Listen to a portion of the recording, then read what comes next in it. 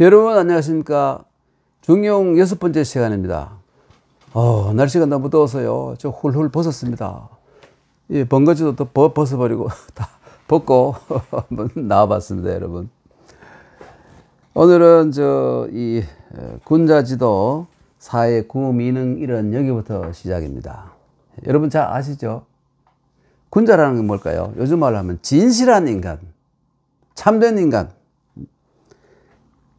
진실이 뭔지, 참이 뭔지를 알고 노력하는 사람, 실천하는 사람, 이런 사람들이 오늘날의 군자인 겁니다. 군자요. 그러니까 이 군자의 도에는 네 가지가 있는데, 이 군은 누구냐면 바로 공자예요. 공자 이름이 썩이 공이고요. 이름이 구자예요. 여러분 잘 아시죠? 공자의 어머니가 아버지가 이제 60대 후반이고 어머니가 10대 후반이었는데 둘이 만나서 이제 야합을 해서 공자를 배웠을 때 이제 훌륭한 인물이 되게 해달라. 혹은 이 공자를 임신하기 전에 그 니구산이라는 산에, 산동성에 있는 산에 가서 기도를 했다는 거예요. 그래서 산신령님께서 좀 봐주셔가지고 공자를 낳았다. 이렇게 해서 이 구자를 공자님의 이름으로 삼은 거예요. 네. 구자는 어떻게 생겼냐면 이렇게 생긴 산이잖아요. 언덕구자잖아요. 언덕구자. 여기다가 또 큰 흙더미를 더하면 이게 몇 산자가 되잖아요. 몇 산자가 되고 이 구는 이게 바로 변해서 이 구자가 된 것이잖아요. 그렇죠? 네. 그래서 공자님이 이 니구산의 산신령의 전기로 태어나셨다. 이렇게 해서 이제 구자를 이름으로 쓴 거예요. 공구. 그리고 이제 그 공자의 그 별명인 자도 공자가 둘째 아들이었기 때문에 이 니자에 니구산 니자가 되잖아요. 그죠? 그런데 요즘은 원래 니구산이었는데 뒤에 사람들이 이 산 이름에 공자님의 이름을 쓰니까 좀 미안스럽다 해가지고 이걸 빼버렸어요. 그래서 지금은 산동에 가면 곡부 부근에 가면 니산이라 그래요. 니산. 거기에 공자님이 72세까지 사셨기 때문에 72m짜리 엄청나게 큰 이 청동으로 만든 공자상을 세우고 그 부분을 성역화해서 엄청난 국제회의장하고 말이죠. 호텔하고 이런 걸 막 쫙 세워놨어요. 이게 바로 시진핑 정권에 들어와서 한 일인데, 하여튼 시진핑 정권에서 유학을 좀 많이 배려하는 것은 사실이에요. 물론 정치적인 목적이 순수한 게 아니라 정치적인 목적이 있지만 어쨌든 그 일대를 성역화하고 또 이 곡부에다가 이 공자 기념관을 만들어서 엄청나게 큰 규모를 만들어서 원래 공자님의 그 대기 집에서 가지고 있던 모든 서류나 이런 귀중한 자료들을 전부 거기에 옮겨가서 현대식으로 말이죠. 그 전시를 하고 있는 그런 엄청난 그 박물관을 만들어 놓았어요. 네, 하여튼 그랬습니다. 근데 그가 바로 이 공자님 자기 이름이죠. 나는 이렇게 번역. 진정한 인간의 도리는 네 가지가 있는데 미능은 뭐하지 못한단 말이고 하나도 하지 못한다. 그 중에 네 가지 있는 중에서 한 가지도 내가 못한다. 이렇게 해서 공자님이 스스로를 겸양을 하시는 것이죠. 겸양. 요즘은 겸양을 사람들이 할 줄 잘 모르고 그저 자기 PR을 이렇게 해야 사람들이 알아주는 시대가 됐는데 옛날에는 말입니다. 겸양이 참 이 가장 중요한 덕목이었어요. 그래서 논어에도 보면 온 사방에 겸손하라, 교만하지 마라 이런 얘기들이 많이 깔려 있고 그리고 또 단적인 예를 하나 든다면 주역 64개 중에서 제일 좋은 개가 건교도 아니고 곤교도 아니고 제일 좋은 개가 뭐냐면 겸교예요. 겸교. 겸교에는 그 6효가 있는데 6효가 다 좋아요, 여러분. 그러니까 이 주역을 처음 만든 사람도 인간 사회에서 가장 중요한 이 윤활유는 인간 사회를 가장 부드럽게 움직이게 만드는 윤활유는 겸손이다. 각각 개인들이 가지고 있는 겸손이다. 이걸 굉장히 이미 터득하고 그 책을 쓴 것이죠. 그런데 요즘은 뭐 말이죠. 겸손한 사람을 그렇게 높이 보지 않고, 인정하지 않고, 못난 사람으로 생각하는 그런 아주 그 경박한 풍조가 지금 세상에 많잖아요. 참 걱정입니다. 그러나 이 영원한 위대한 도라는 것은 절대로 일시적인 현상 때문에 밀리거나 사라지지 않습니다. 항상 여러분은 겸손한 것이 가장 최고의 인간의 미덕이다 하는 것을, 자연에 대해서, 사회에 대해서, 어떤 이 마주보는 개인에 대해서 항상 겸손한 마음을 가지고 있다면 그 사람이야말로 훌륭한 인격체가 아닌가, 이런 말씀입니다. 하여튼 군자의 그 도가 4가지가 있는데 그 미는 이런, 참 어떤 사람이 저한테 선생님 보니까 한자의 그 어원을 좀 아시는 것 같은데, 뭐 크게 많이 아는 건 아니지만 조금은 알죠. 이 넉사자는 이거 어떻게 생긴 걸 겁니까? 원래는 이 넉사자는 이렇게 썼잖아요. 근데 왜 이게 이런 식으로 되었습니까? 이렇게 물어서. 재밌는 질문이에요. 이게 뭐냐, 여러분, 이게 재밌는 게, 이게 이 모양입니다, 여러분. 이게 뭘까요? 콧구멍 하고 요 부분. 이거는 뭐냐면, 이 코를 그린 것이고, 이거는 이게 콧구멍이에요, 콧구멍. 근데 이게 뭔 뜻이냐면, 원래 숨 쉬다는 뜻을 가진 글자예요. 근데 이걸 가지고 사라고 읽고 중국말에 쓰라고 읽기 때문에, 그러니까 이 하나, 둘, 셋, 넷, 1, 2, 3, 4 할 때, 이, 얼, 싼, 쓰 할 때, 이렇게 이 발음이 이걸 이렇게 했다가 4개 긋기 귀찮아, 5개는 이렇게 긋고, 이렇게 9개는 9번 귀찮으니까 이제 오는 이런 식으로 고치고 말이죠. 4는 이게 4개 긋기 싫으면 이렇게 고친 거예요. 발음이 똑같은 숨쉬다, 이게 숨쉴 휘자, 이 발음을 하면 숨쉴 휘자이고, 그래서 사전 찾아보면, 이런 글자가 있어요. 이런 글자가. 이게 바로 숨쉴 휘자, 숨쉴. 이게 왜 그렇게 휘로 변했냐? 쓰하고 시하고 쓰가 고 발음이, 고음이 시니까 시하고 이게 비슷하잖아요. 거의 비슷하지 발음이잖아요. 이 글자가 숨쉬다는 글자가 넷이라는 의미로 빌려가 버리니까 앞에 입구자를 더 달아서 숨쉬다는 의미로 살려놓은 거예요. 이런 현상이 한자에는 많이 있죠. 이거 뭐 오늘 날이 더워서 그런 쓸데없는 얘기 많이 합니다. 하여간 군자의 도는 4가지가 있는데 자기는 하나도 못한다. 뭐냐? 소고자 이 사부. 소고자, 자식에게 구하는 것을 가지고, 야, 아들 이놈 너 내한테 이렇게 해. 딸, 자는 아들 딸 다 포함하죠. 자식이니까. 응? 내가 애비가 너들을 진자리 마른자리 키우느라 얼마나 수고하고 고생했는지 알아? 너들 알아서 해. 응? 이렇게 자식에게 뭔가 바라는 게 있잖아요. 이 저질 부모들은 그렇게 되면 진짜 부모들은 어떻습니까? 아주 훌륭한 인격체가 되고 훌륭한 인물이 되고 사회를 위하여 큰 역할을 하는 그런 훌륭한 인물이 되라, 이런 걸 바라잖아요. 부모들이 이게 이런 말이 있어요. 바라볼 망자, 자, 성, 영용. 모든 부모들은 자식이 영이 되기를 바라는 거예요. 지렁이나 번데기가 되는 걸 바라는 게 아니라 용이 되기를 바라는 거예요. 모든 부모들은. 뻔하잖아요.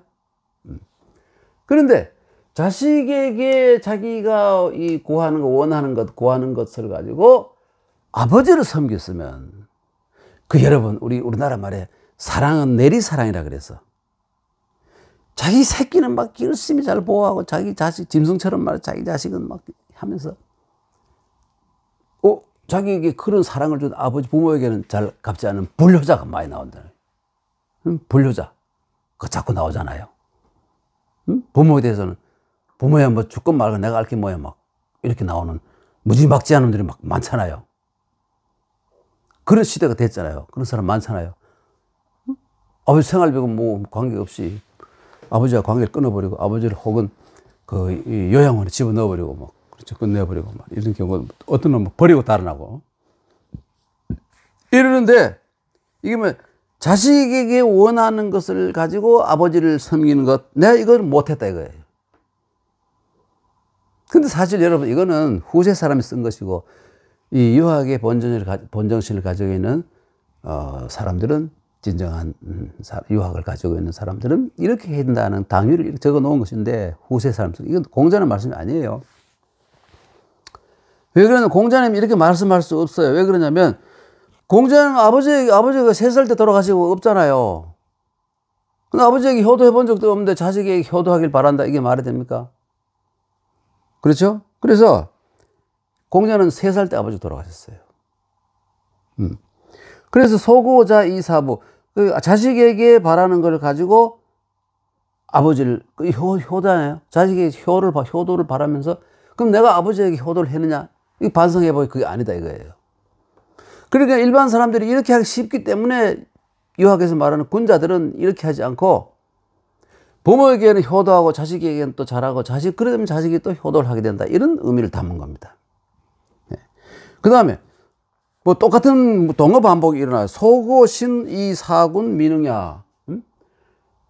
자기가 이거 뭡니까 갑이 되었을 때 을에게 혹은 자기가 뭐 기관장이 되었거나 혹은 뭐 그 사장이 되었을 때 밑에 있는 직원들에게 바라는 것을 가지고 내가 내 위에 있는 사람들 내가 그렇게 했느냐? 그러고 보면 반성해보면 민흥이야. 내가 그렇게 못했는 것 같아. 그 밑에 사람에게 바라는 거 엄청 많으면서 자기는 위 사람에게 잘 못하는 사람 있잖아요. 이게 보통 사람들이라는 거예요. 평범한 사람들 되게 그렇다. 그런 사람들은 서인이고요. 군자는 그렇게 하지 않는다 이것이죠. 네. 그 다음에 똑같은 마음이 소고제 이사형. 아우에게 원하는 것을 가지고 내가 형님을 섬긴 적이 있느냐? 이거 아까 말했지만 공자에 해당되지 않죠. 공자는 아우가 없어요. 공자는 막내. 공자는 11남매의 막내예요. 그러니까 공자는 위로 누님이 9분 계셨고, 그 다음에 형이 1분 계셨고, 그 다음에 공자잖아요. 11남매의 막내예요. 그러니까 뭐 자기가 동생에게 뭐 요구하고 뭐 한 거 없잖아요. 꼭 자기가 해당된 게 아니라 하더라도 이론상 그렇다는 걸 말하는 것이죠. 그렇죠? 일반론으로 말하는 겁니다. 소고제로 이 사형 민흥야. 또 3번째죠. 4번째는 뭐냐? 네 가지가 있으니까. 그리고 군자의 도가 4가지인데 나는 1가지도 못했다. 4번째는 뭐냐면 소고붕으로 선시지. 내가 버스에게 구하는, 야, 저 인간은 나의 진짜 진정한 친구라면 나에게 이렇게 해야 되는데 바라는 게 있잖아요. 그런데 자세히 생각해보면 내가 먼저 그에게 베풀었느냐? 따져보면 그게 아니라 이거예요. 내가 베풀지도 않아놓고는 내가 바라고 있다 이거예요.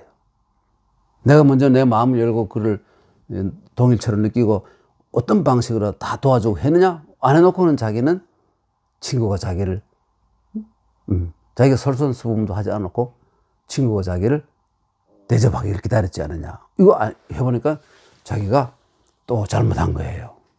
이 4가지가. 그러니까 이게 전부 다 주위에서 평범하게 일어날 수 있는 일들인데 자세히 생각해보니까 내가 먼저 베푼 적이 없는 거예요. 이걸 반성하는 거예요. 그 모든 것을 내 자신이 내가 먼저 설선해서 베풀어라 이런 뜻이잖아요. 이게 지극히 평범한 도리이면서도 가장 지혜로운 인생의 대처법이라 할 수 있어요. 그 얼마나 아주 평범해서 여러분 실천이 얼마나 어렵습니까? 이런 것들은 전부 다. 정말 실천하는 사람이야말로 소인이 아니라 군자라고 할 수 있죠. 그 다음에 이 선시지할 때 시라는 것은 뭐냐면 시행하단 말이죠. 먼저 남에게 시행해. 내가 친구에게 바라는 것을 가지고 먼저 남에게 그 친구에게 먼저 내가 시행했느냐? 아니더라 이거예요. 그 다음에 넘어갑니다. 용덕지행, 용언직은 유소부족 불감불면, 유여 불감진, 언고행, 언고행, 행고은, 군자 호불조조이. 군자 호불조조이. 그러니까, 이 용이라는 것은 말이죠. 여러분, 용덕지행 할 때 용은 뭐냐면, 이 중용의 덕이라는 뜻이에요. 중용의 덕. 중용이 너무 지나치게 뭐 고답적인 것이라기보다는 정말 이 중도 노선, 이게 사실 알고 보면 중도 노선을 지킨다는 게, 그러니까 여러분 우리 아버지 편들기도 어렵고 어머니 편들기도 어렵고 중간에 있기도 참 힘들죠. 애들 보고 너는 아빠가 좋아 엄마가 좋아 그러면 애들이 어떻게 합니까? 똑똑한 애들은 다 좋아 그러잖아요. 그렇죠? 아니면 모른다 이렇게 하잖아요. 그것도 일종의 중용이에요. 어느 한쪽을 좋다 그러면 장난으로 물어놓고도 애기가 아빠를 좋다 그러면 엄마는 좀 기분이 좀 안 좋은 것이고 또 그 반대로도 되죠. 예. 그래서 여기 용덕주행이라는 것은 뭐냐면, 이 언행에 있어서, 그러니까 이 중용의 덕에 해당되는 그것을, 이 중용을, 용덕이라는 중용에 해당되는 덕을 실천하는 거예요. 그리고 그 다음에 용어는 뭐냐면, 이제 아까 그것은 이제 이 덕이고, 여기서는 말이에요. 예, 덕은 마음 속에 있는 마음가짐일 것이고, 이 어는 그걸 밖으로 드러내는 이 말이죠. 말로 하는 것이죠. 예. 그래서 이 평상시 말을 이 근신이, 그러니까 말을 많이 하지 않고 조심하고 말을 한번 더 생각해보고 말하는 이것을 근이라 그래요. 근. 예. 근신, 말에 있어서 근신. 예. 그래서 이것은 다시 말하면 말이죠. 평상시에 덕을 행하고 평상의 말을 조심하여, 예, 그렇죠? 그래서 용덕지 근이고, 유소부족이라는 건 뭐냐, 뭔가 이 언행에 있어서 부족함이 있다면, 불감불면이라는 것은 뭐냐면, 내가 모자라는 것을 더욱더 힘쓰고 더 업그레이드 하기 위해서 노력해야 되겠구나 하는, 이렇게 해야 된다는 것이 바로 불감불면입니다. 감히 힘쓰지 않을 수가 없다. 불감불면. 예. 더욱더 힘쓰고, 예. 유여, 할 말이 있어도, 말은 말입니다. 옛날부터 그랬어요. 한 반만 하든지 하고 싶은 것을. 아주 많이 하고 싶으면 5분에 3만 하든지 해야지. 완전히 다 해버리면 좋은 결과가 없다는 거예요. 속 시원하게 하고 싶은 말 다 해보면 좋을 것 같죠? 왜 그러냐면, 그 남에게 그것이 비수가 될 수 있고, 독침이 될 수 있어요. 그러면 결국은 자기에게 결국 해롭다는 거예요. 그러니까 말은 여백에 그 사람이 생각할 수 있는 이 공간, 그 사람이 자기 합리화를 시키면서 채울 수 있는 공간을 남겨두는 것이 말을 잘하는 사람이다, 이런 말입니다. 말이 너무 많은 사람은 사람들이 좋아하지 않죠. 그래서 할 말이 남아있어도 다 하지 않는다 이거예요. 이게 바로 유여불감진이란 말입니다. 유여불감진. 언고행고,는 뭐냐면 언행이 일치하라는 소리, 똑같은 동화 반복이에요. 언행이 일치해야지 말을 따로 행동 따로 이렇게 해서는 안 된다 이겁니다. 예. 그러니까 말할 때는 행실을 되돌아보고 행할 때는 말을 되돌아보라는 말은 말입니다. 이 고랑을 되돌아본단 말이죠. 예. 행할 때, 예. 그러니까 말할 때는 행동을 할 수 있는가를 생각해보고, 행동을 할 때는 내가 그 말과 합치하는 것은 혹시 엉뚱한 짓을 하는 게 아닌가, 이런 걸 생각해보고 해야 된다 이것이죠. 예.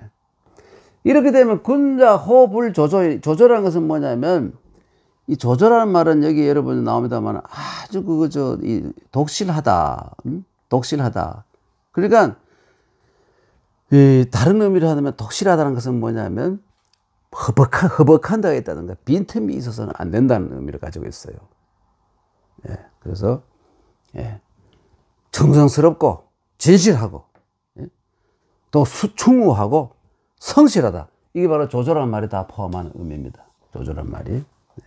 독실하다 해놓았기 때문에, 독실이라는 말이 정말 진실하고 성실하고 이런 것이 독실하다는 뜻이에요. 군자는 항상 독실하지 않을 수 없다, 이런 말입니다. 참 중요한, 말할 때는 행동을 되돌아보고 행동할 때는 또 말을 되돌아본다. 내가 지금 언행이 일치하는 짓을 하고 있는지 항상 반성해 본다. 시시각각 언제라도 항상. 이게 굉장히 군자의 도리다 하는 이런 얘기죠. 넘어가겠습니다. 여러분, 이 구절에 대해서 후세, 좀 나오는 부분에 대해서 후세 사람들이 중용 14장인데 오해가 참 많아요. 거두절미하고 제가 답만 말씀드리도록 하겠습니다. 군자 속이 위행 불언하기 위해. 군자 속이 위해, 이게 뭐냐면, 군자는 소기 위, 이 소자는 뭐냐면 말이죠. 소자는 지금이란 현재란 말이에요. 지금. 소자가 그 뜻이에요. 평소란 말이죠. 그 지금이란 말이에요. 평소란 말이 뭡니까? 지금, 현재 이 시각이란 말이에요. 소기 위, 그 자기의 그 위치, 자기의 처해 있는 상황에 맞추어서 행동했는데. 굉장히 중요해요. 자기가 예를 들어, 뭡니까? 이 계장이면서 말이죠. 국장이 하는 일 하려고 그러고, 국장이면서 장관이 하는 일 하려고 그러고, 그렇죠? 차관이면서 대통령이 하려고 그러는 일이고, 이건 소위행위 아니에요. 자기가 처해 있는 상황에서 최선을 다한다. 이게 바로 소기위행이에요. 진정한 참 훌륭한 인격을 가진 사람은 항상 자기가 처해 있는 현 위치에 맞추어서 행한다. 알겠습니까? 그러면 예를 들어서 내가 뭘까요?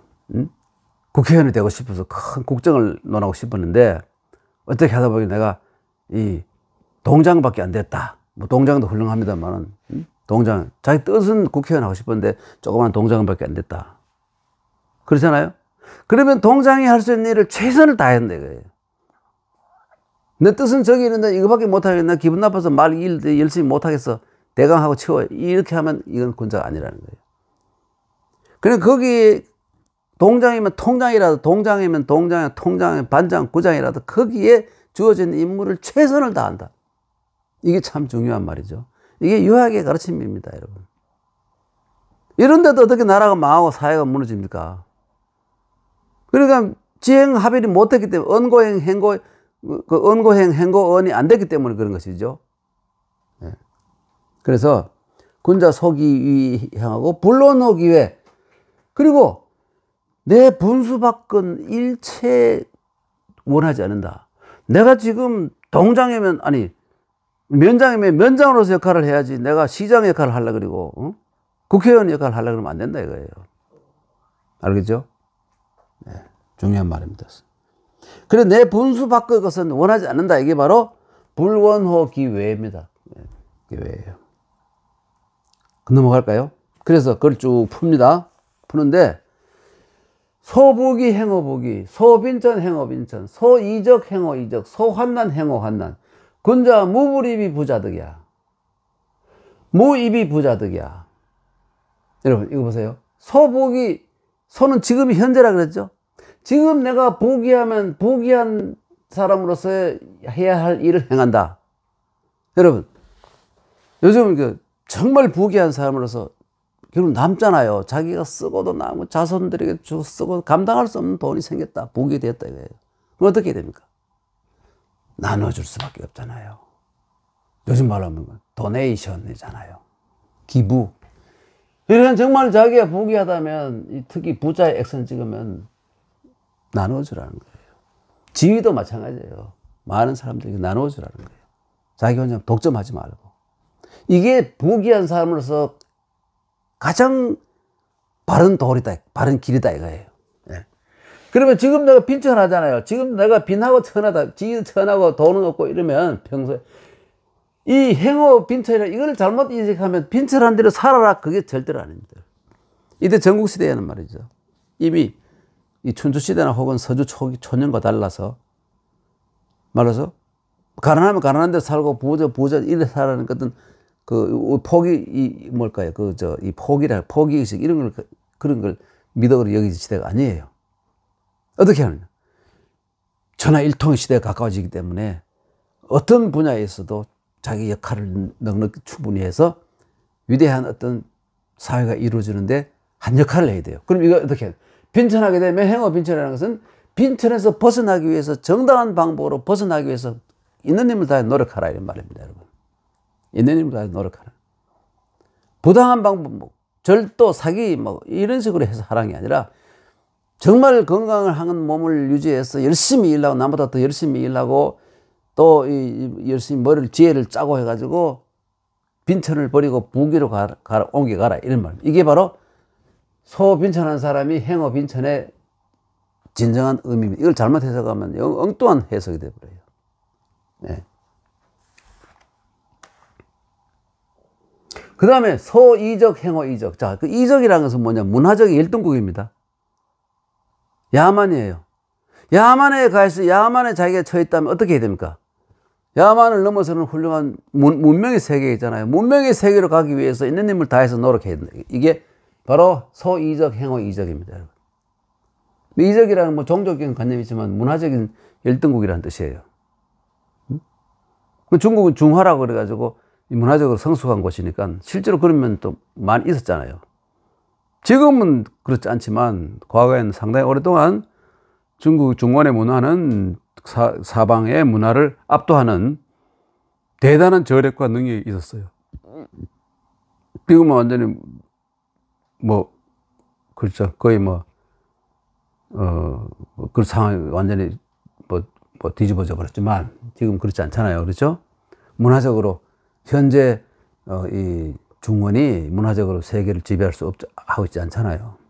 그러니까 이때는 그랬습니다. 그래서 소이적, 행어이적이라는 것은 뭐냐면 너희 집단에 지금 이 야만국에 속해 있다면 야만족으로서 만족하는 게 아니라 그대로 사는 게 아니라 더 높은 단계인 문화적인 단계로 중화, 중원 이런 문화로 일로 매진해 가지고 빨리 이 문화적인 수준을 업그레이드 하라. 이게 바로 소이적, 행어이적이고 소환난, 행어환난은 뭐냐? 환난에 빠져 있으면 빨리 있는 힘을 다해서 일치 단계라고 해가지고 환난을 벗어나서 평화로운 시대로 국태민안의 시대로 가도록 노력하라. 그래서 그러다면 군자 무이비 부자득은 이게 뭐냐면 군자는 어떤 상태에서도 최선을 다한다 이런 말입니다.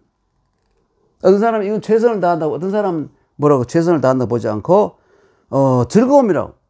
어떤 경우에도 이렇게 되면 어떤 경우에도 항상 군자는 즐겁다 이거예요. 참 중요한 말입니다. 이것은 정말 중요해요. 사람들이 이렇지 못하고 그 포기주의 혹은 패배주의 이런데 젖어 있지 말라는 뜻이 이게 바로 유학의 본질이 그거예요.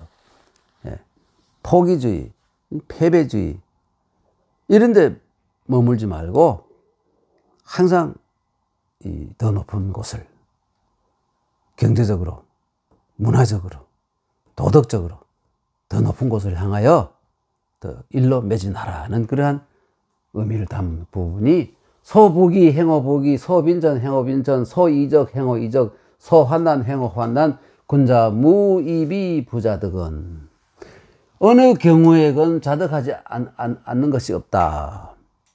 어떤 경우에도 항상 자득한다. 만족한 상태에 이른다. 이렇게 했기 때문에 만족한 상태에 이르는 거예요. 네. 참,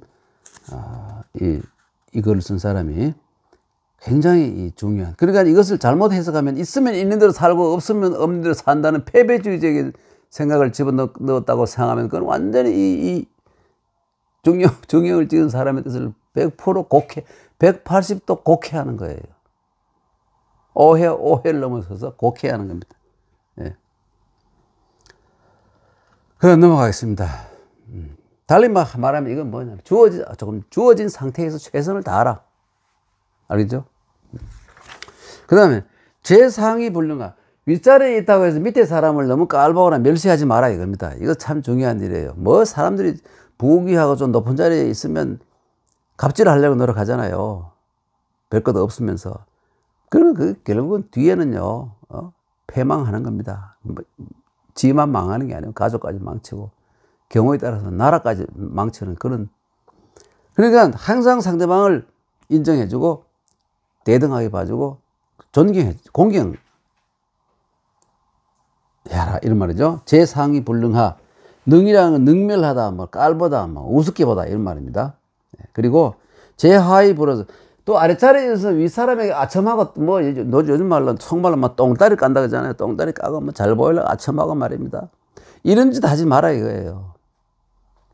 진정한 이 군자라면 이런 짓 하면 안 된다는 것이죠. 정정당당하게 정도를 가서 승진을 하면 승진을 하는 것이지 줄 잘 서가지고 말이죠. 자기 자신의 어떤 이 자존심이나 이런 걸 다 버려버리고 주구가 돼가지고 말이죠. 몇 가지 일해주고, 뒷꿈으로 파 올라가지고, 높은 자리에 올라가. 이런 짓 하지 마라. 이거 제하위 불원상이라는 게 그런 짓입니다. 얼마나 통쾌 시원한 말입니까? 정기불구인 자기 자신을 바르게 하고 남에게 구하지 마라. 남에게 핑계대고 남의 탓이라고 돌리지 말아요. 모든 것은 내 탓이라고 보고 내 자신을 반성하고 내 자신을 바르게 하라 이거예요. 이렇게 하면 아무도 그 사람을 미워하는 사람이 없어요. 이렇게 하게 되면 아무도 원망하는 사람이 없습니다. 이 사람에 대해서 저는 나쁜 놈이 뒤에서 뒷담화하는 사람이 없어요. 이렇게 하는 사람에게는 얼마나 정정당당합니까? 유하기 바라는 인물들은 이런 인물들입니다. 참 중요하죠. 그래서 상불원천 하불우인 이런 사람은 말입니다. 이런 사람은 위로는 뭡니까? 위로는 하늘을 원망하지 않고 이런 훌륭한 군자가 누구를 원망하지 않잖아요. 위로는 이게 아무도 원망하지 않는다. 하늘을 원망하지 않고 아래로는 사람을 원망하지 않는다. 이 말이죠. 네. 위로는 하늘을 원망하지 않고 아래로는 남을 탓하지 않게 된다. 아이고 하느님 이럴 수가 있습니까? 이런 소리 절대로 하지 않는다. 왜? 자기의 불행이 닥친 건 다 자기의 잘못 때문이라고 생각하기 때문에 그런 거예요. 네. 그러므로 군자는 거의 이 사명, 거의라는 것은 뭐냐면 거의라는 것은 쉽게 말하면 이 평범한 이 현재의 자기 위치에 맞게 평범한 이 생각과 평범한 도리를 행하는 것을 거의라 그래요. 여러분 당나라의 유명한 시인 백거이 있지 않습니까? 백거이라는 사람이 거의라는 건 쉽게 말하면 말이죠. 분수에 넘치는 짓을 하지 않는다. 이게 바로 거의예요. 그리고 분수에 넘치는 짓을 하지 않으니까 그 사람은 항상 태연해요. 불안하지도 않고 항상 초조해하지도 않고 항상 마음의 평정심을 가지고 확보해서 태연한 거예요. 고민 없어요. 거의 하기 때문에. 그리고 사명이라는 것은 뭐냐면 하늘의 운명을 기다린다. 하느님이 요즘 말로 여러분 전모를 하면 언제라도 갈 준비를 하고 있다 그래요. 부르면 가야지 어떻게 하느냐. 운명의 천명이라고 생각하고 하늘을 원망하지 아까 불원천 불우인이잖아. 이런 사람들은 그렇죠. 그런데 이와 반대로 군자는 거의 사명하는데 소인들은 이와 180 다른 소인들은 행허미 여행 험악한 짓 남을 해치고 남을 괴롭히고 뻔히 결과가 나쁜 결과가 올 수밖에 없는 것인 그런 것을 행허미죠.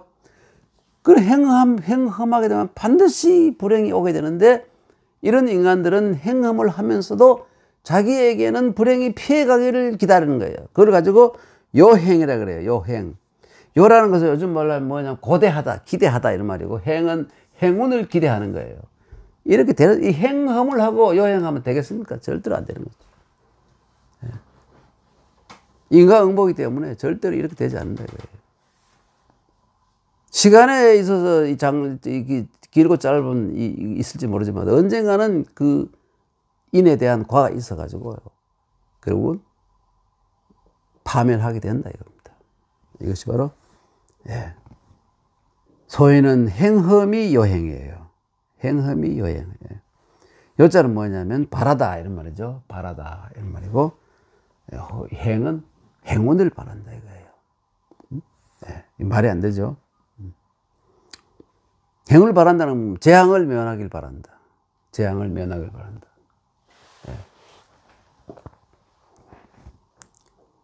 자활 공자께서 말씀하시기를 사유사오 군자. 이 사라는 것은 뭡니까? 활쏘기는 군자의 도리와 비슷한 데가 있다 이거예요. 활쏘기는 군자의 도리와 비슷한 것이 있다 이거예요. 이 저라고 했습니다. 실저. 실지어의 주말이잖아요. 실지어 혹은 실지우의 주말이에요. 그래서 실저 전곡. 전곡이라는 건 뭐냐면 여러분 쉽게 말해 전곡은 뭐냐면 여러분 양궁대회 가면 어떻습니까, 여러분? 요즘 텔레비전 양궁대회 보잖아요. 10점. 10점, 그게 바로 전곡이에요. 예, 여기. 10점, 5점, 뭐, 이렇게 몇 점, 이 되잖아요. 여기, 이게 전곡이에요. 전곡을 찔렀다 그러잖아요. 그죠? 예.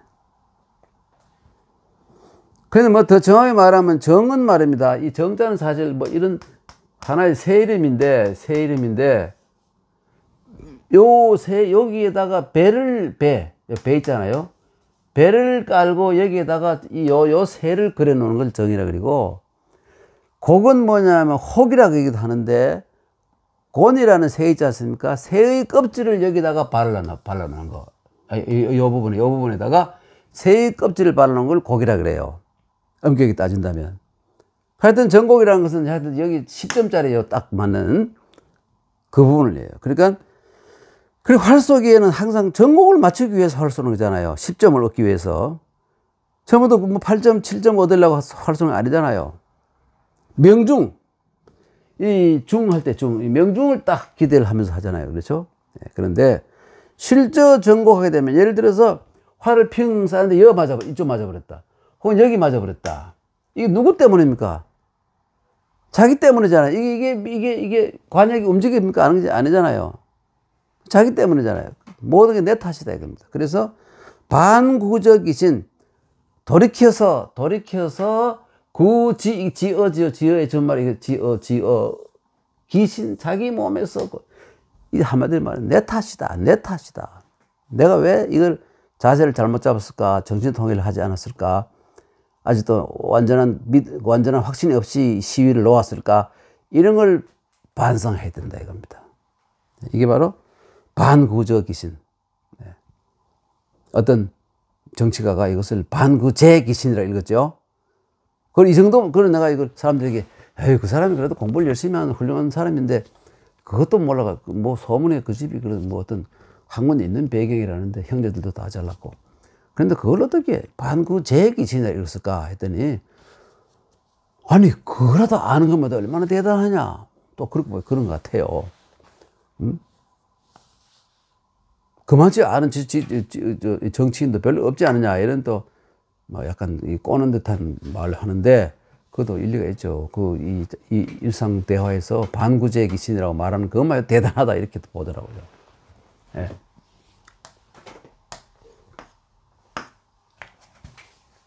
응? 어디 가버렸나? 이거 어디 갔지? 지훈이 어디 갔나? 지금 나왔어. 얘 나왔구나.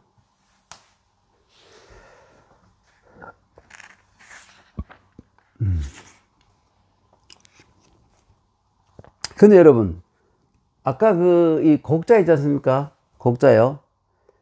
그런데 이게 말이죠. 기러기 할 때는 혹이라고 읽고. 그래서 여러분, 홍혹, 그러잖아요. 홍혹. 연작이 참새와 제비가 어찌 아느냐. 이때 곡이라 일장, 홍혹지지를 어떻게 아느냐.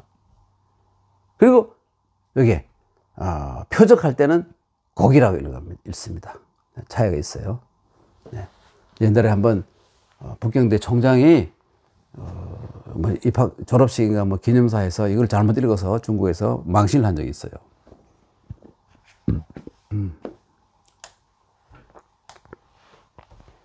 실저 전곡. 홍혹 할 때는 혹이라고 읽고, 표적을 할 때는 곡이라고 읽는다. 이런 사소한 차이가 있다는 것을 아시면 좋겠고요. 반구적 귀신, 자기 몸에서 그 원인을 찾는다. 중요한 말이죠. 네. 여러분 제주도 제가 공항에 내렸더니 시내로 들어가다 보니까 오른편 어디에 이런 정자가 있는데 이렇게 돼 있더라고요. 여러분 아마 제주도 갔던 분은 제주도뿐만 아니라 온 사방에 있어요. 그런데 제 눈에 이게 그때 기억이 나요. 관덕정이라고 써 있어요. 네. 이 관덕정이라는 게 뭐냐면 바로 활 쏘는 곳, 활 쏘는 시합하는 곳, 활터 이런 뜻이에요. 그래서 이게 활은 뭐냐면 그 사람이 군자인가 아닌가, 그 사람의 덕을 보는 것이지, 그 사람이 정말 활을 누가, 우리나라 이성계나 고주몽처럼 잘 쏘느냐, 이걸 하는 것이 아니라, 덕을, 서로 양보를 하고, 서로 인사를 해서 올라가서, 사대에 올라가서 상대방이 잘못 쏘면, 아이고, 어르신 한 잔 더 잡수시고 힘을 내서 다음엔 잘 쏘십시오 하고, 이렇게 인격을 수양하는 것이 이게, 뭡니까? 활쏘기 하는 곳이지, 점수를 따져가 내가 이겼다, 이거 좋아하고 그런 것이 아니라는 거예요. 활쏘기라는 것이. 그래서 그 예악, 사어, 서수 할 때 이것은 바로 덕을 비교하는 것이다. 그래서 덕을 본 관덕정이다. 이렇게 말하는 겁니다. 예. 여러분 아마 사시는 곳 주위에 관덕정이라고 써 있는 것은 뭐냐, 옛날에 거기가 활터였구나 하는 것을 알 수 있습니다. 예. 그 다음에 군자지도는 갈로 잘 해놨네요. 앞에 벽자로 되어 있는 게 별을 읽지 않고 비라고 읽어요. 비유하다, 비교하다 말이죠. 비유하자면 뭐뭐 같아. 행원, 멀리를 갈 때, 여러분 천리길도 한 걸음부터 바로 이 말이, 이게 행원 필자 이자, 이게 뭐냐면 여기 행원 필자가 우리말로 해가지고 천리길도 한 걸음부터, 이 말입니다. 우리 속담에 천리길도 한 걸음부터 그러잖아요. 그리고 비여, 또 뭐뭐 같다. 군자의 도는 말이죠. 또 뭐가 같아? 뭐가 같았냐면 등고랑 높은 곳에 올라간단 말이죠. 등산이죠. 필자비, 여기도 초입에 첫 걸음부터 한 걸음부터 두 걸음 쌓여 올라가야지. 갑자기 10걸음, 20걸음 뛸 수 없다. 엽등이라 그러는데 할 수가 없다. 초등 할 수가 없다. 그래서 차근차근 하나하나 스텝 바이 스텝 이렇게 쌓아 올라가는 것이 바로 군자의 도다. 군자의 도다. 이런 얘기입니다. 참 중요한 말이죠.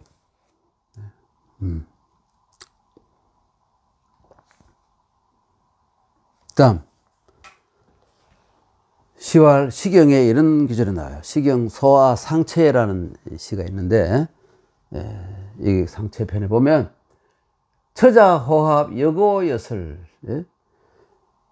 그 다음에 이 형제기흡 화락차침 차탐 의가실 이게 잘못됐네요. 이 노자인데 왜 이 탕자가 엉뚱한 이름표가 있을까? 이상하다. 내탕금 할 때 이 탕자가 있어. 예를 들면 글자 하나가 여러 개 뜻이 있잖아요. 그 공정에 임금이 쓰는 이 개인 창고에 있는 돈, 이것을 내탕금 할 때 탕자 이랬으니까 이때 노라고 이렇게 됩니다. 천호. 그래서 이게 뭐냐면 시경에 이런 구절이 있어요. 처자기합. 처자기합이라는 것은 처자호합이죠. 이 처자호합이라는 건 뭐냐면 이 처와 자식과 이 가장이 아주 화목한 게, 처자식과 화목한 것이 여고 슬금, 금슬이나 슬금이 마찬가지죠. 여고 슬금. 여기 금자와 이 탐자를, 그렇죠? 이 아분을 하기 위해서 이렇게 이 금슬을 바꿔 놓은 것이죠. 이런 경우가 많죠. 처자호합, 처자씨가 화목한 게 금슬을 타듯하고, 이 말이죠. 그 금과 슬은, 이 금은 5줄에서 7줄이고, 이 슬은 25줄에서 50줄까지가 있습니다. 그래서 슬이 굉장히 큰 악기이고, 비싼 악기이고, 슬은 여성을 의미하고, 이 금은 남성을 의미해요. 남성. 그래서 이 금과 슬을 같이 연주했을 때 그 화음이 다른 어떤 악기와 협조하는 것보다 소리가 아름답다. 이렇게 해서 이 금슬이라는 말을 많이 쓰고, 특히 부부 간의 사이 좋은 것을 금슬. 근데 우리나라에서는 금실로 바뀌어버렸어요. 사전에 금실로 올라있지만 원래 발음은 슬, 금슬이다. 그냥 금실 이렇게 해도 틀리진 않아요. 우리 이렇게 사전에 올라 있는 거로 되어 있으니까. 그래서 형제기흡이란 흡이라는 뭐냐면 새가 날개를 오므리단 말인데요. 펼치지 않고. 그러니까 형제간의 뜻이 참 맞다 이런 말이에요. 형제간에 서로 뜻이 맞아가지고 서로 참 사이가 좋아서 이 활락하고 또 이 즐겁다는 말이에요. 또 즐겁네 이런 말입니다. 그래서 의실가라는 것은 뭐냐면, 이게 뭐냐면 실가라는 것은 집안, 가실과 마찬가지예요. 실가라는 것은 은은 마땅할 것이다. 이는 너가 속한 그 집안에서 집안을 뭘까요?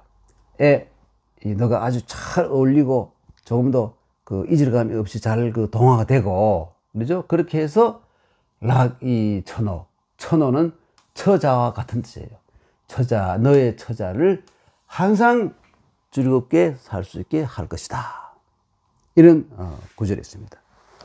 이게 결국 군자의 도라는 것은 뭐냐면 멀리 갈 때 천리길도 한 걸음부터 하는 것과 등산을 할 때 초입부터 하나하나 한 걸음 밟아 올라가서 산꼭대기에 올라가는 건 마찬가지로 하나하나 쌓아가는데, 이게 뭡니까? 이 형제에 나오는 것은 뭐냐면 수신제가 할 때 제가의 단계, 별로 높은 단계 아니죠.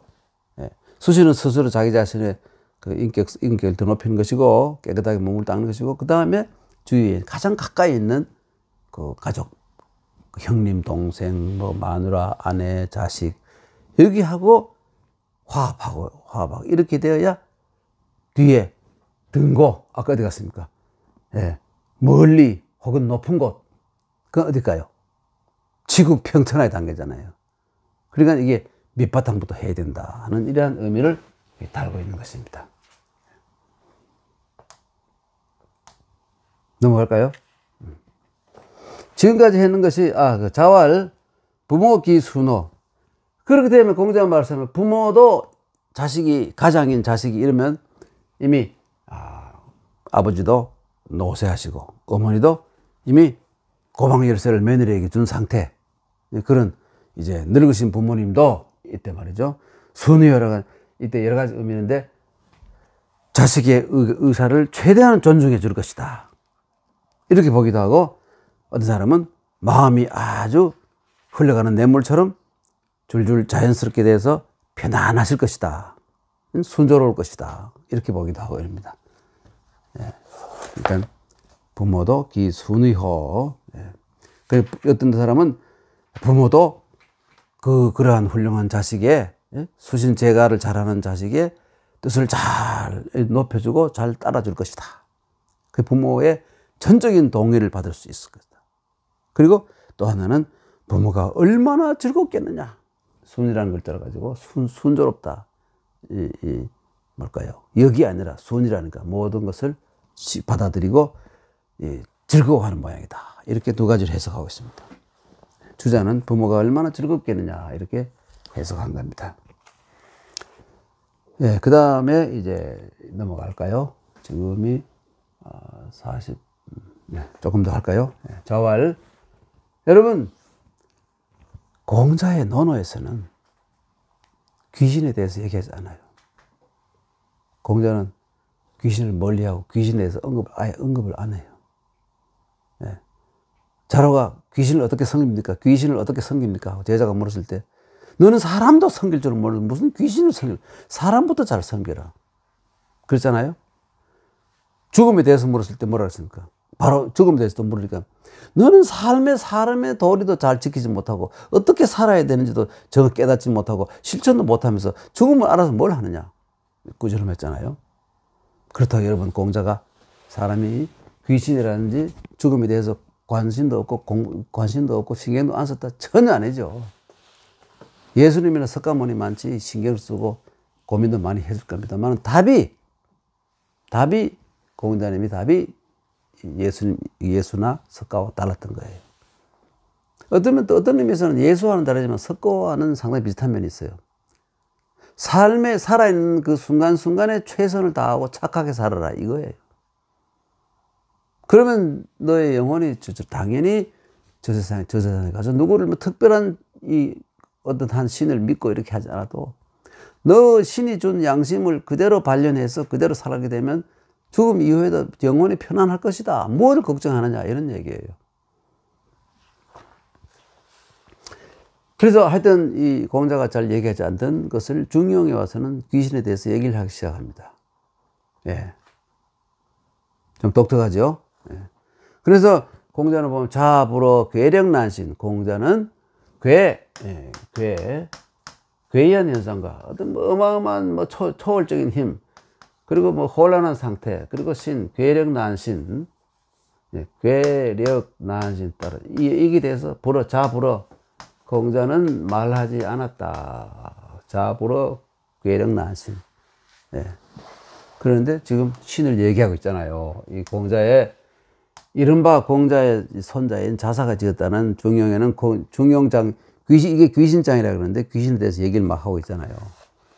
그래서 자사가 지은 것은 아니다 이겁니다, 여러분.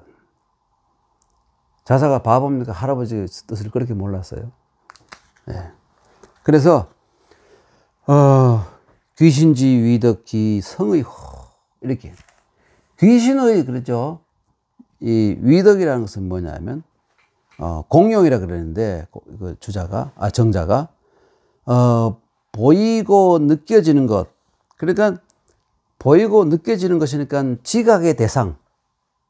그러니까 이 귀신의 그 속성 혹은 귀신의 작용 이런 것은 기성의 참으로 대단하다. 이거 귀신을 완전히 인정하고 귀신에 대해서 뭔가를 이해하고 알아야 된다 이런 의미를 담고 있잖아요. 공자와는 잠못 다르죠. 맹자와도 많이 달라요. 어떤 의미에서는 인본주의로 넘어가다가 다시 약간 뒤로 신본주의 쪽으로 후퇴하고 있는 사상이 중용에 담긴 사상이에요. 좀 다르죠. 그래서 이 귀신지 위덕기 성의호, 귀신의 속성과 어떤 작용 이런 것은 참으로 대단하다. 성이란 은성하다, 막 대단하다, 막 위대하다 이렇게 좋습니다. 나다. 그런데 시지 이 불견 봐도 보이지 않아요. 귀신은 보이지 않습니다. 뭐 샤먼들은 귀신을 본다 그러죠. 그렇지만 일반 사람들 눈에는 보이지 않잖아요. 시지불견, 청지불면 아무리 들으려고 해도 귀신의 소리는 들리지 않는다. 어떤 사람은 신의 소리를 들었다는 사람 가끔 있죠. 있지 않습니까? 그러나 일반론으로 본다면 봐도 안 보이고 들으려고 해도 들리지도 않고 그러나 채물이 불가유라는 것은 뭐냐면 모든 이 물이라는 모든 만물에 이 채라는 것은 뭐냐면 이게 모든 만물에 하나도 빠짐없이 다 들어있다 이거예요. 채물이란 말은 모든 만물이 전부 귀신의 흔적이다 이겁니다. 하나도 빠짐없이 한 개도 하나도 빠짐 모든 만물에는 다 귀신이 어느 사물에나 귀신이 빠짐없이 다 들어있다 이 말이에요. 이 공자의 생각과는 많이 다르죠. 맹자의 생각과도 다르고. 예. 이걸 발전이라고 해야 될 것입니까? 아니면 후퇴라고 해야 될 것입니까? 모르겠어요. 발전이라는 용어를 함부로 쓸 수 없는데 계속 한 노선으로 가는 것은 아닌 것 틀림없죠.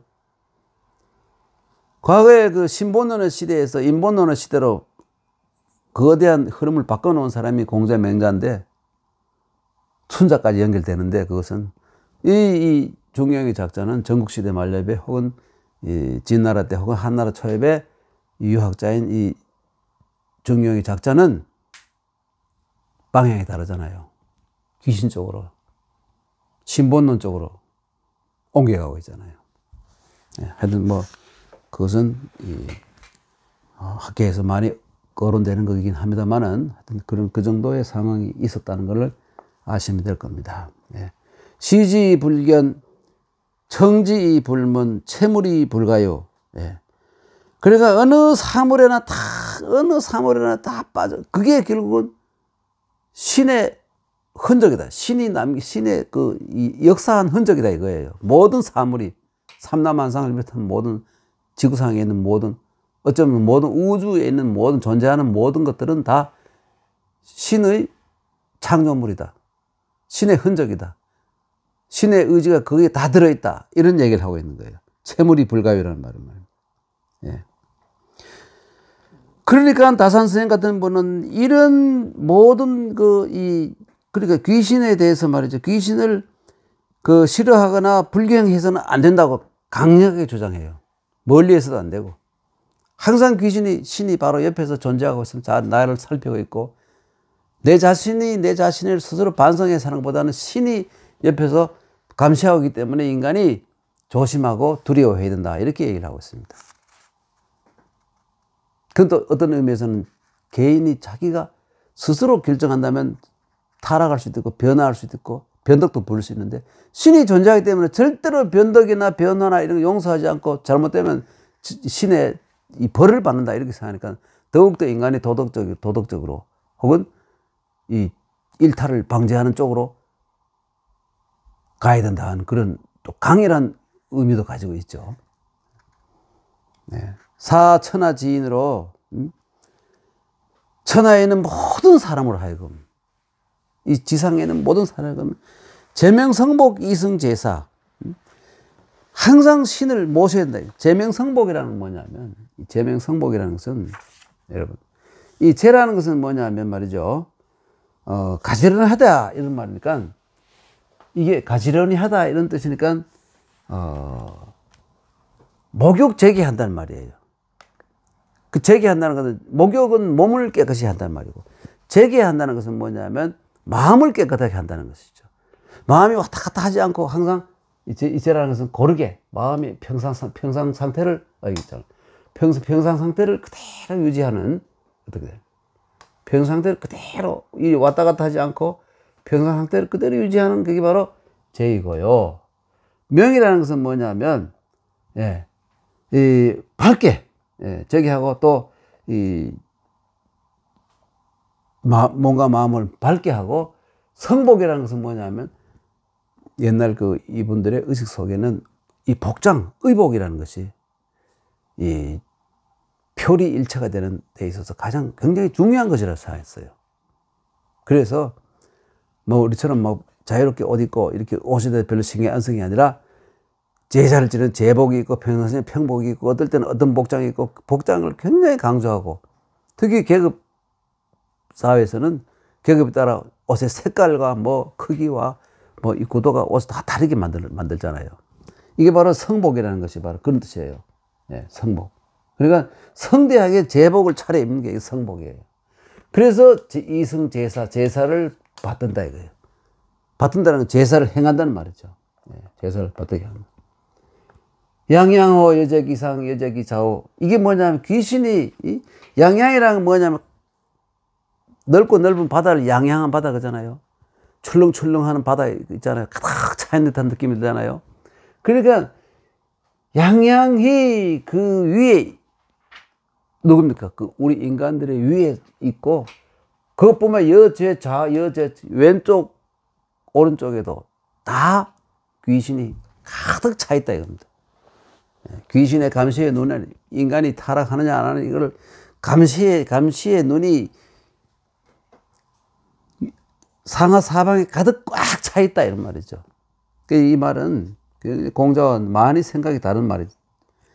상당히 거리가 떨어지는 말이죠. 이 귀신장이라고 지금 계속 보는데, 그래서 시경이 이래기로, 여러분 시경은 알다시피 아직도 이 주나라 초기에 시들이 되게 많았기 때문에 전국 이 서주 시대 때의 작품이 대부분이고, 그렇기 때문에 그때는 아직도 이른바 신본과 인본이 서로 이 막상막하로 서로 대립하던 시대, 공존하던 시대이기 때문에, 거기 나오는 시에 보면 대하에 나오는 시인데, 신지 격사 불가 탁사, 그러죠? 신과 역사 이런 말을 했습니다. 예. 신지 격사라는 이 격이라는 것은 뭐냐면 이 격자와 같은 이 격자와 같은 뜻이에요. 이 격자. 이 격이라는 것은 이르다, 가다 이런 뜻이에요. 예. 그래서 이건 가차자, 이게 번글자인데 다 이렇게 쓰고 있죠. 예. 경물할 때도 사실 이 경물할 때 물에 그대로 다가간다, 물에 접근해서 물에 접촉한다는 말인데 이 글자를 쓰고 있습니다. 그러나 같은 뜻으로 썼기 때문에 통용자라고 할 수 있어요. 신지격사라는 것은 뭐냐면 귀신의 강림이에요. 신이 강림한 불과 탁, 이건 의미가 없어요. 이거 허사예요. 불과 탁 예측할 수 없다 이거예요. 헤아릴 수 없다 이거예요. 신이 언제 오실지 항상 있고 또 아무리 장소를 옮겨도 언제 오실지 언제 온지 모르게 바로 옆에 있다 이런 말이에요. 항상 인간을 감시하고 있다 이거죠. 그래서 이 귀신을 강림을 우리는 인간은 도저히 이것을 언제 오시는지 언제 가시는지 알 수가 없다 이거예요. 항상 있는 것처럼 생각하라 이것이죠. 그리고 신과 역사, 역이라는 것은 뭐냐면 여기서 싫어하다 이런 의미를 가지고 있어요. 네.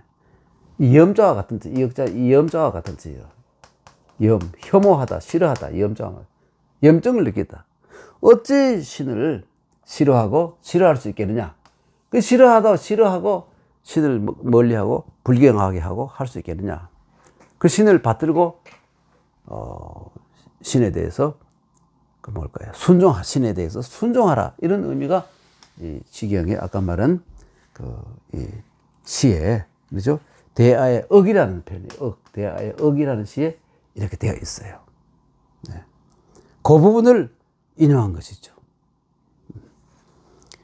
부미지현 그 미미한 것이 드러나는 거. 그리고 성지불가음. 이 성이라는 것은 뭐냐 하면 이 성이라는 것은 뭐냐면 하느님의 역사라는 뜻이에요. 하느님의 역사. 네. 이 성이라는 건 성자 천지도야 그랬잖아요. 천지도라는 것은 뭐냐면 이 하느님의 역사하시는 하느님의 하느님을 가릴 수가 없다 이거예요.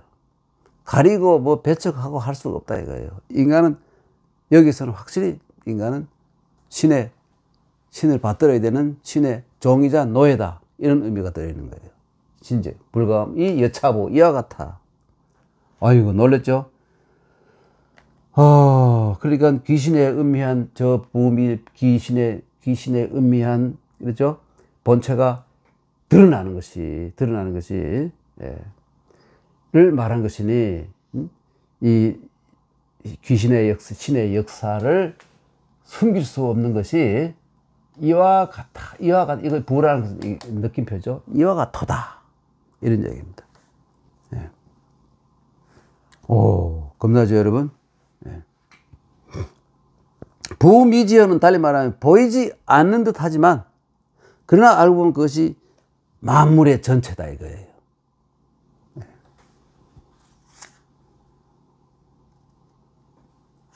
아까 뭡니까? 성을 그 역사 하느님의 역사라 그런 것은 물론 성자 천지도야.